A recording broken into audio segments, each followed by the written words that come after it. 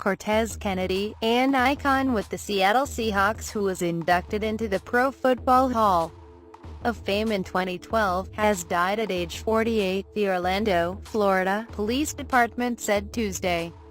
Orlando police confirmed to ESPN that they are investigating the former defensive tackle's death but said, "There is nothing suspicious to report at this time." Kennedy died alone, according to police. Kennedy was a force inside, both as a run-stopper and in threatening quarterbacks. The 1992 Defensive Player of the Year made 8 Pro Bowls, had 58 sacks, an unusually high total for a tackle, and spent his entire 11-season career with Seattle, starting 153 out of 167 games. Named the Associated Press 1990s All-Decade Team, Kennedy was credited with 448 tackles, 6 forced fumbles, 5 fumble recoveries and 3 interceptions during his NFL career. Cortez was the heart and soul of the Seahawks through the 1990s and endeared himself to fans all across the Pacific Northwest as a player who played with a selfless and relentless approach to the game, the team said in a statement. Cortez was an NFL Defensive Player of the Year, Pro Football Hall of Famer, and Seahawks ambassador, but more than his on-field accomplishments, he was a loyal son, father, teammate and friend to many, possessing a larger-than-life personality and an infectious laugh. "We are proud to have been represented by such a special person." Kennedy retired in 2000, was named to the Seahawks Ring of Honor and had his No. 96 retired by the team. Cortez will be remembered not only for all his great achievements on the football field but how he handled himself off the field. Pro Football Hall of Fame CEO David Baker said in a statement, "He epitomized the many great values this game teaches, which serves as inspiration to millions of fans." The 3rd overall pick in the 1990 NFL Draft was an All-American at the University of Miami and was on the Hurricanes' 1989 National Championship team.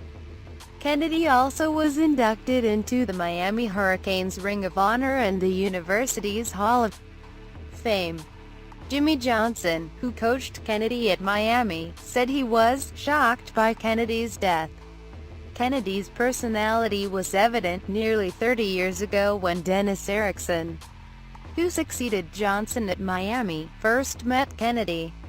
Erickson saw it again in 1995 when he became the head coach of the Seahawks, and Kennedy was his star player. He always had a smile on his face. There was no arrogance about him at all. "Not at all," Erickson said. "He wouldn't think he was as good as he was. He was just a great young man. He was one of the closest guys I've been around in coaching. I was close with his family and he was close with my family and we kept in touch all these years. It's hard to describe him. They don't make them like him anymore."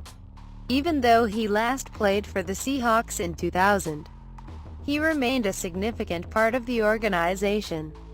He was a mainstay around the team during training camp and would occasionally roll through the locker room during the regular season, grabbing a few minutes with anyone, players, coaches, media, up for a chat.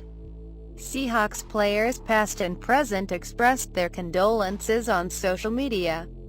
Kennedy also spent the past several years as an informal consultant with the New Orleans Saints because of his close relationship with general manager Mickey Loomis, dating back to their days together with the Seahawks. Kennedy was the godfather to one of Loomis' daughters and one of the GM's sons has Cortez as a middle name. Many who will read about him in the coming days will read of his success on the field as a great Seattle Seahawk and Miami Hurricane. However, the full story lies in his loving, fun, positive and giving heart, Loomis said in a statement.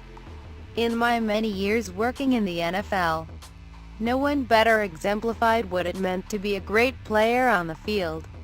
And yet that paled in comparison to what Cortez meant to the people who knew him off the field."